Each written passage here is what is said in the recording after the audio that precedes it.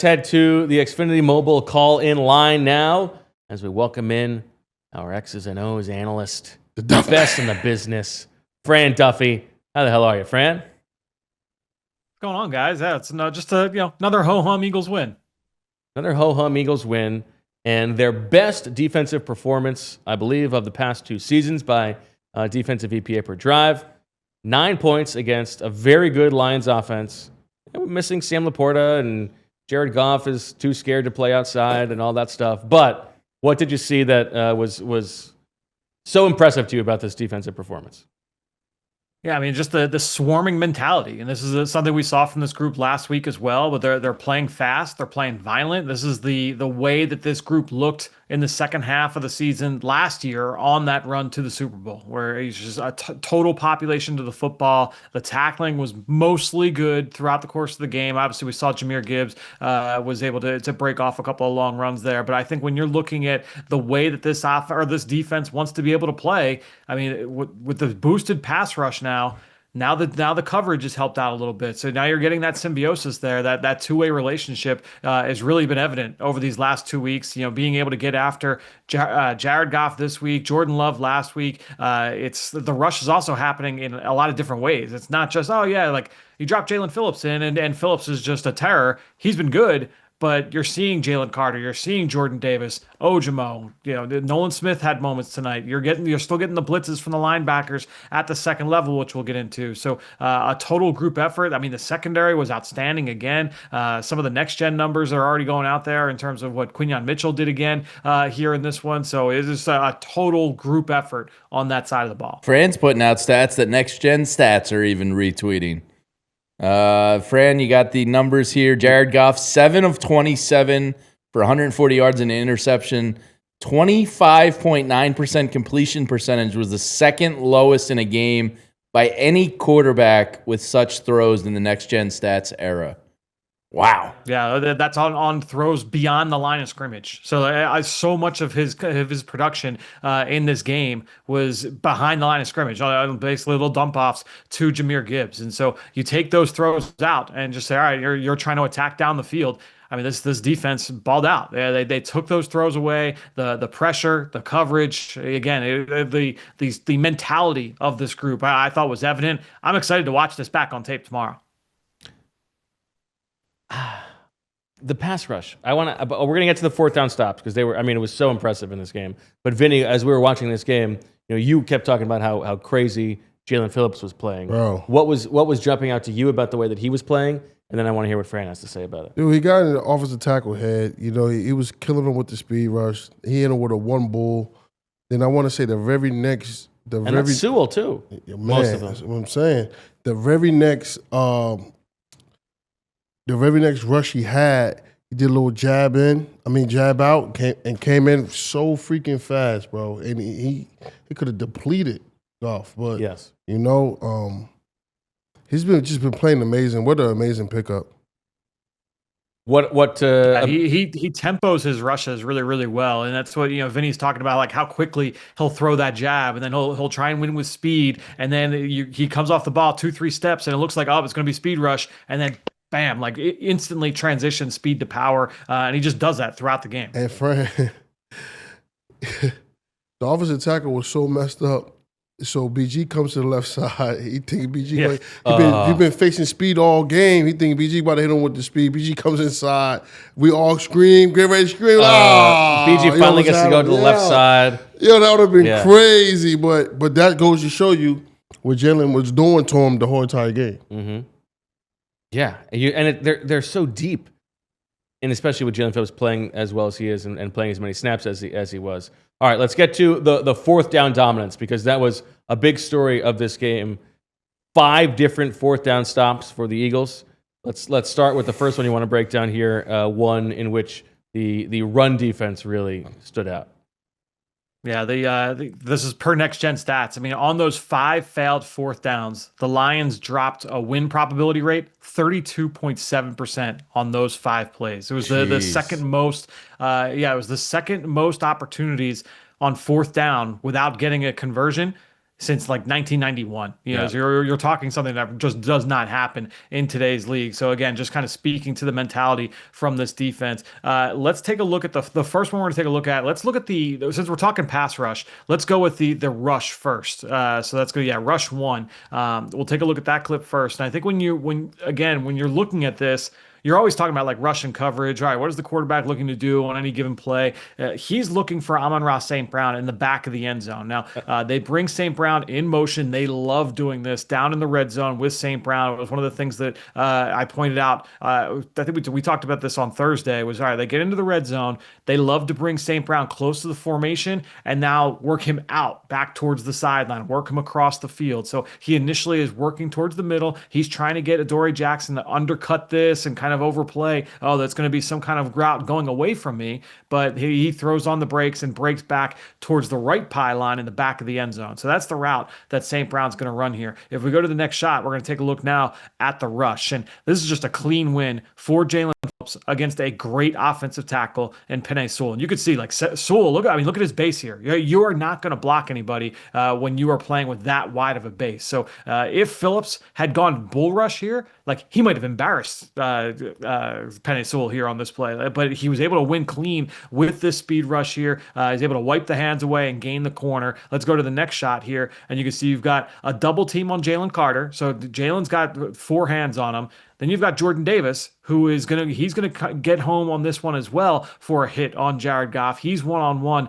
with the left guard, Awashika, and then you also have Jalix Hunt, who's working from the opposite side as well. If we go to the next shot, you're gonna see that all these guys are now just converging on the quarterback. You see Jaelan Phillips, he's about to lay a hit. Jordan Davis is bearing down. You've got Jalix Hunt coming from the backside. It's basically you've got man-to-man coverage on the back end here. You've got pass-offs happening in the secondary. Didn't get a great angle of exactly what Adoree Jackson's technique was. I'm excited to see what he did in terms of just using the end line as his friend there against St. Brown. But Jared Goff ends up throwing this into the back of the end zone, and it falls incomplete. So again, you get the marriage of the rush and the coverage, a bunch of guys winning in different ways there, everybody doing their job.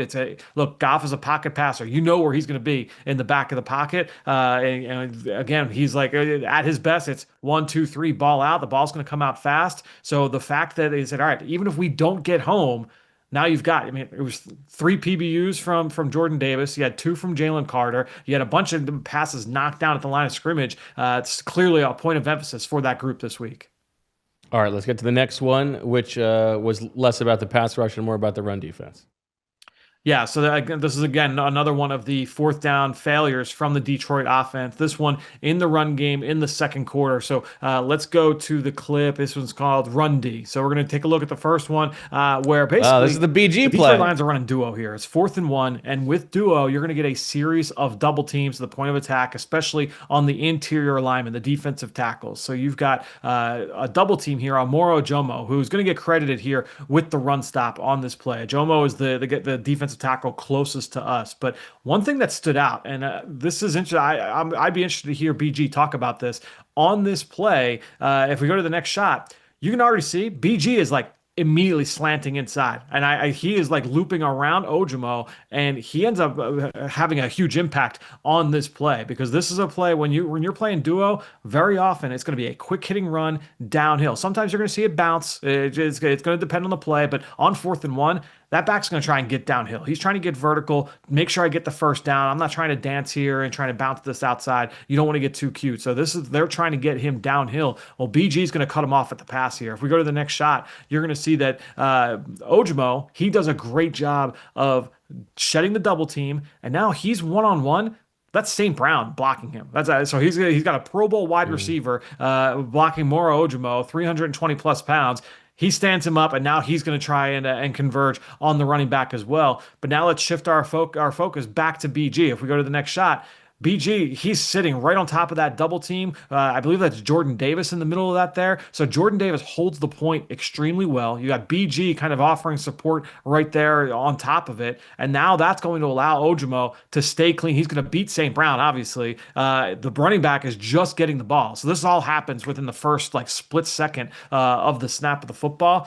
And now Ojomo is able to get clean. I think I got one more shot of just Ojomo finishing up. Yeah, so you got Ojomo meeting the running back before the line of scrimmage. But you just see the Eagles defensive front did a great job there of holding the point, and they're able to get the stop.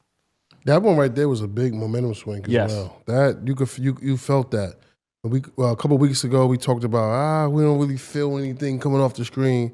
But tonight, you felt a lot coming off the screen. But that was the one play that sticks out the most that I was like, oh, yeah, the D baller.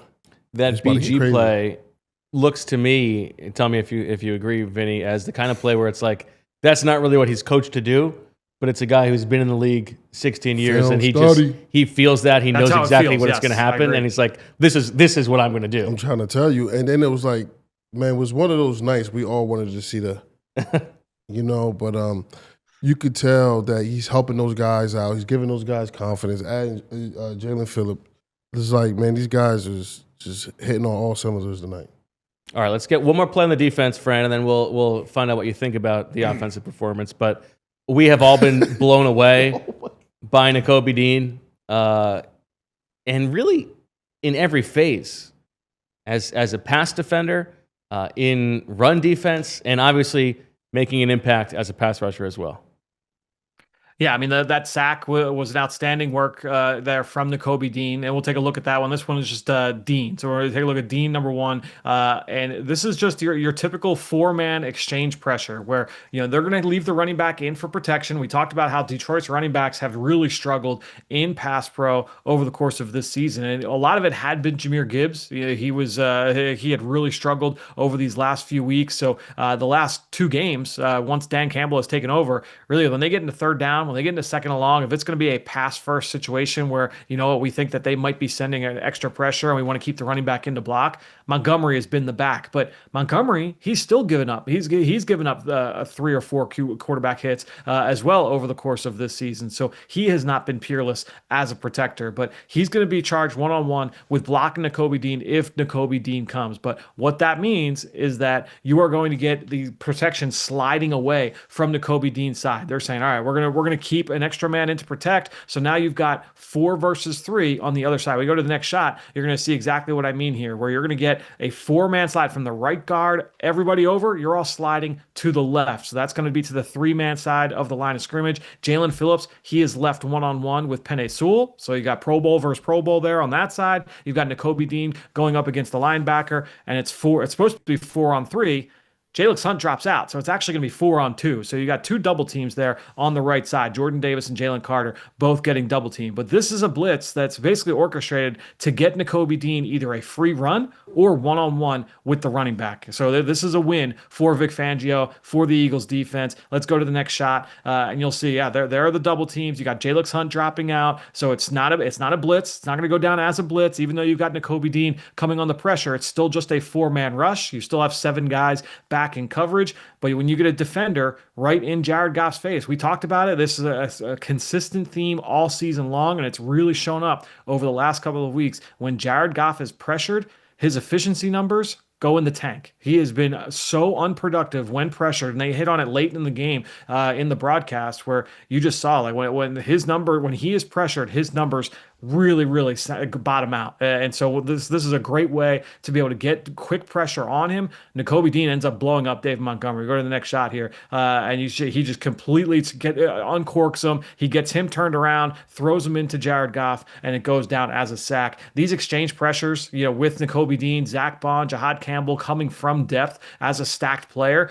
Sometimes they bring those guys up in the line of scrimmage. We did see a little bit of that here in this game as well. It didn't seem like it was as much as what we saw in Green Bay, but I'm interested to chart that as we get into the film tomorrow. But yeah, it's a really good way to use all 3 of these linebackers because all 3 of them, it's a plus in their bag.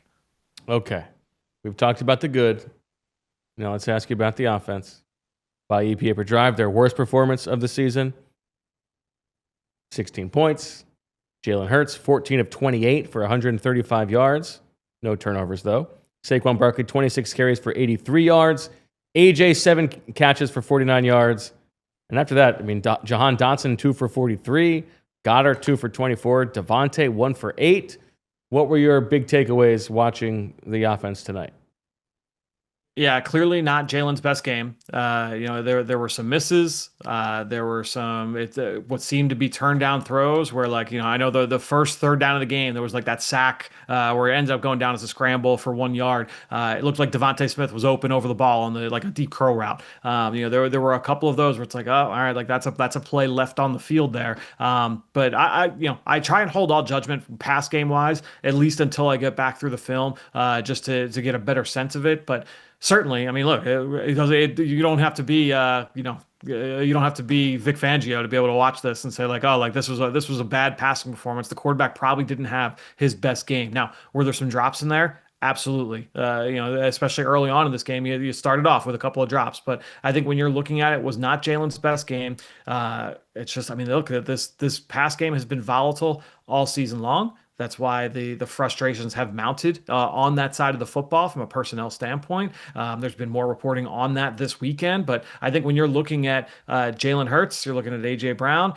They clearly were like, all right, like let's try and foster something here. I do appreciate the creativity. Like I said that like very early this season, where some of the red zone stuff that they were doing for Dallas Goedert, it's like, yeah, like you can do some of that for AJ. Like there are some of these things you can do for him. I guess that it is a good sign that they're trying to kind of appease him in that way. Obviously, it didn't work in this one, but I think when you're looking at it, they're trying to get it right. I'm excited to hear what AJ has to say in the locker room. Yes, I believe we will get to hear what EJ says about what AJ Brown said. He talked in the locker room after this game, so we'll find out about that. Hey, what did you guys think of the penalty at the end of the game? A lot of consternation, it seems like, from Lions fans about that pass interference on AJ. Eagles got away with one. That was a garbage call. Terrible call. Awful, but great. I'll take it. I'll take it. I mean, it is what it is. Like, it was a terrible call. There were a few bad calls tonight. You hit on the one on the top. I thought it was it was clearly a bad call. I don't think it decided the game. Call. Right. I mean, it was terrible. That would be leading the show if that was the other way around. Yeah, potentially so.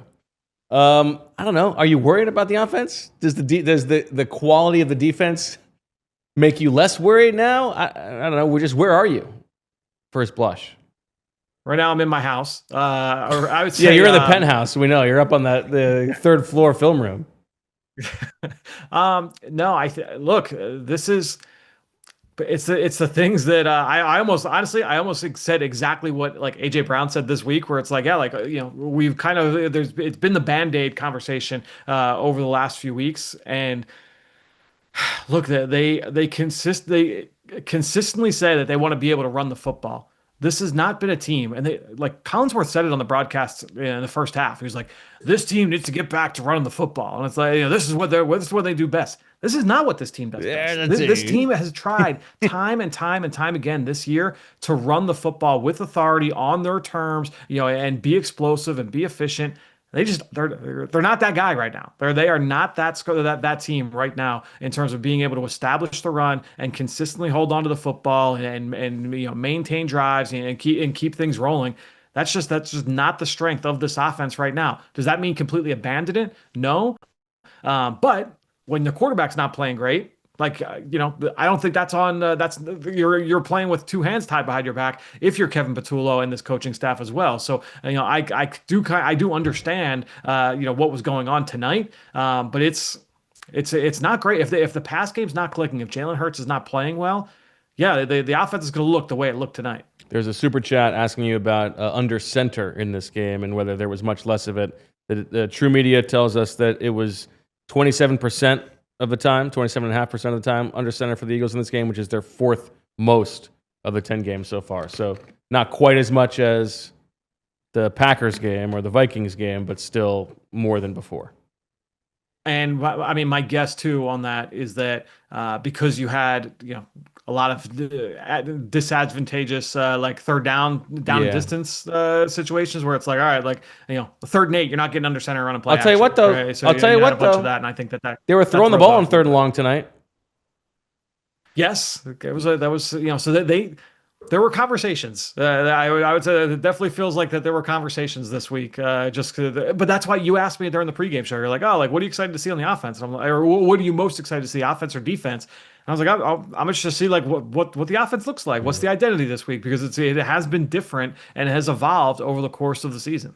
Hey, Vinny, on the fourth down when the Eagles kept the defense on the field and the Lions went for that fake punt, right? Keeping the defense on the field, do you think that's Sirianni's call? Is that Michael Clay's call? How do you think that works? Yeah, Sirianni, definitely Sirianni call. Sirianni says keep the defense on the field. Yep.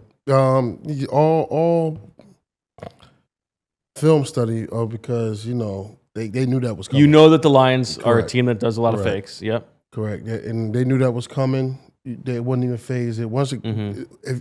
Afterwards, they all looked to the sideline. Was like, right. So they already knew it was coming. So that was actually great film study. Or Vic too. I don't know. What did you think about that play, Fran? That was awesome.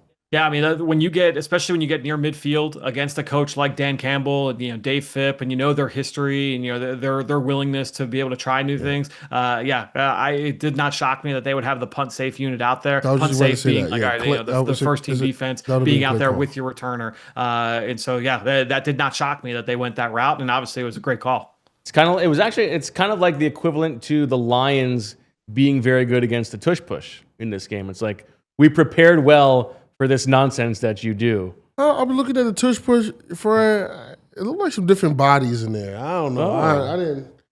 It was some different. It looked weird tonight. It didn't look like the original tush push group. That's like trying to put somebody else in the Jackson 5 or something like that. Like it just don't look right. It didn't look like the original tush push group.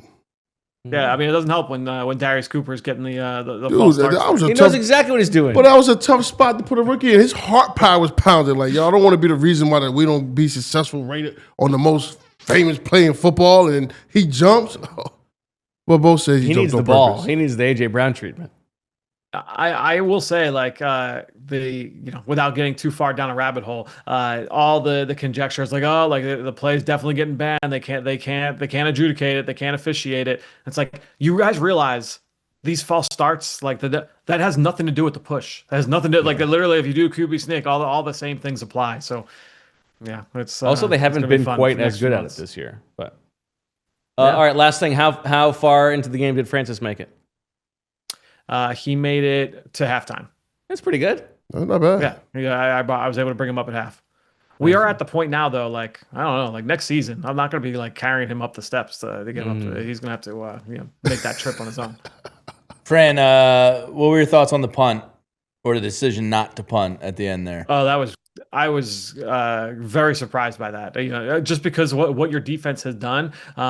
Look, like even if you say like, oh, we've got faith in our guys to be able to make that play, get those few inches, like, I think you got to weigh probability in that scenario. So like, all right, what's more likely? Like, what if you drop the snap? What if you just don't make it? Detroit has had success against the tush push. Like, punt the ball away, make them drive the ball on your defense that they haven't been able to do all night long.